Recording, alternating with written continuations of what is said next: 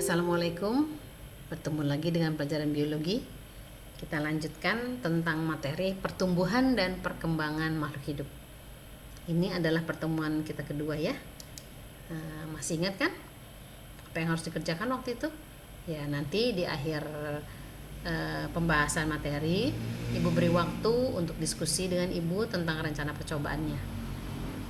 Ya, oke. Sebelumnya kita lakukan persepsi dulu. Masih ingat gambar ini ya?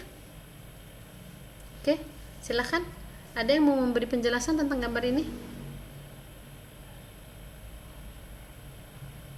Nah, sekarang gambar yang kedua. Ada dua gambar, silakan. Ada yang mau memberi penjelasan tentang dua gambar ini? Ini semua sudah Ibu bahas nih. Nah, yang ketiga tentang meristem apikal. Masih ingat kah? Apa itu meristem apikal? Silakan. Ada yang mau menjelaskan? Yang keempat ini, ada yang masih ingat? Ini menjelaskan tentang apa? Dua gambar ini. Silakan kalau ada yang mau menjelaskan. Oke. Kita akan berlanjut ke materi selanjutnya. Alhamdulillah, materi-materi yang sebelumnya sudah Ibu ulang.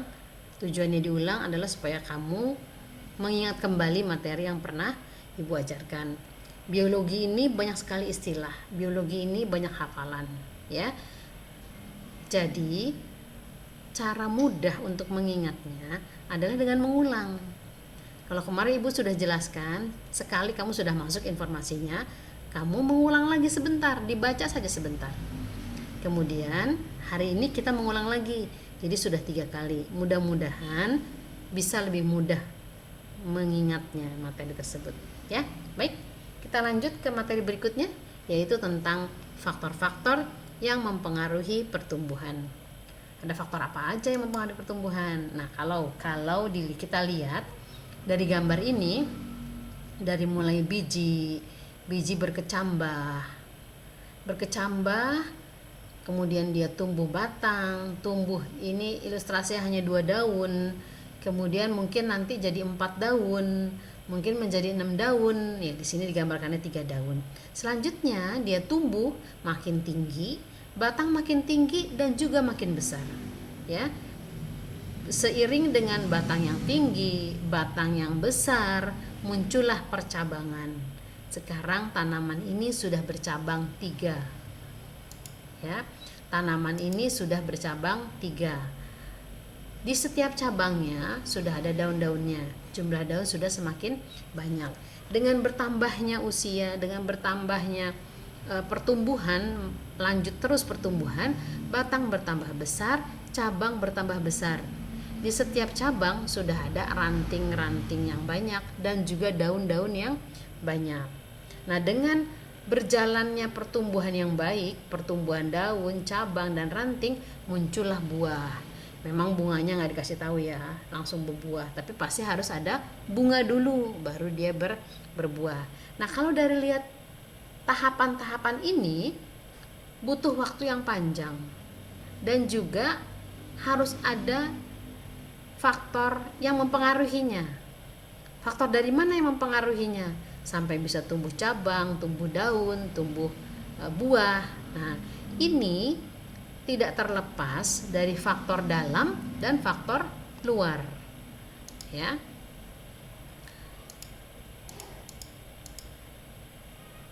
Nah, ini kita lihat faktor apa saja yang mempengaruhi. Nah, ada faktor internal, faktor dalam. Jadi ada berhubungan dengan faktor genetik atau hereditas. Kemudian ada fisiologis atau termasuk hormon dan vitamin. Kemudian ada juga faktor eksternal, yaitu faktor luar. Faktor luar apa saja? Ya, seperti temperatur, cahaya matahari, nutrisi, pH, air, dan oksigen. Nah, harapan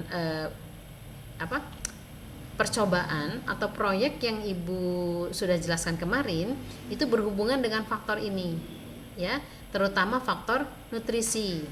Kenapa nutrisi? Karena nutrisi ini bisa dari medium tanah, medium air, ya, bisa juga dari perlakuan. Silahkan dicari atau di mana, nanti kita diskusikan lagi. Kamu pakai faktor yang mana dari faktor eksternal ini, ya. Baik, untuk pembahasan faktor internal dan faktor eksternal, Kita diskusi dulu ya, supaya kamu juga tidak jenuh. Ibu aja yang ngomong, kamu juga sekali-sekali harus presentasi ya.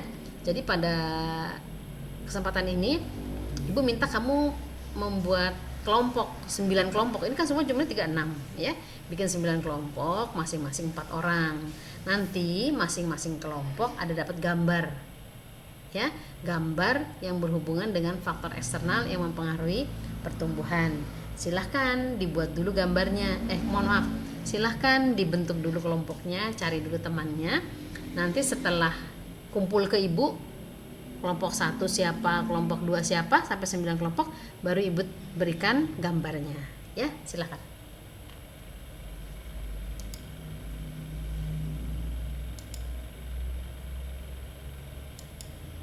Nah, ini adalah gambar untuk kelompok 1. Ya, silakan dijelaskan ini proses apa yang sedang terjadi, kemudian hormon apa yang berperan, dan dijelaskan mekanisme hormon itu bekerja. Ya. Kemudian yang berikutnya gambar 2. Gambar 2 ini emang seperti percobaan ya. Seperti percobaan, silahkan dijelaskan percobaannya seperti apa dan hormon apa yang mempengaruhinya. Kemudian gambar ketiga, ini adalah kejadian pada batang pohon yang besar. Kemudian silahkan kamu jelaskan batang pohon ini kenapa, kemudian pertumbuhannya seperti begini juga kenapa, apa penyebabnya, dan hormon apa yang mempengaruhinya. Nah, gambar yang keempat, ini ada dua gambar yang mewakili tumbuhan pada musim kemarau dan tumbuhan pada musim penghujan. Silahkan dijelaskan mengapa pada musim kemarau terjadi seperti ini dan di musim penghujan seperti ini. Hormon apa yang mempengaruhinya serta mekanismenya. Selanjutnya untuk gambar kelima. Gambar kelima ini hanya ingin menjelaskan atau kamu diminta menjelaskan bagaimana munculnya bagian ini yang diberi tanda panah.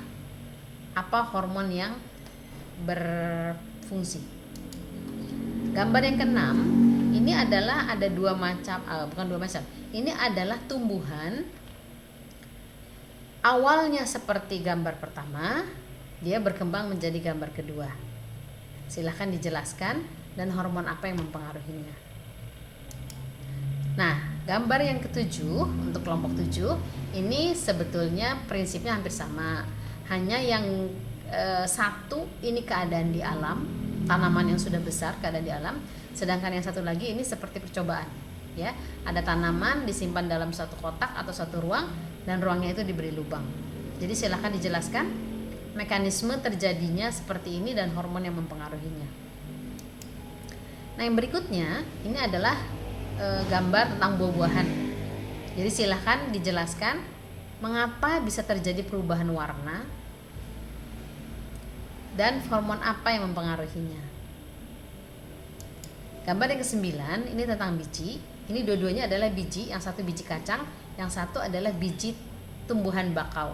Ya, silahkan dijelaskan mengapa bisa seperti ini dan mengapa bisa seperti kacang-kacangan ini. Hormonnya juga ada, silahkan dijelaskan. Ibu kasih waktu 10 menit untuk berdiskusi, silahkan.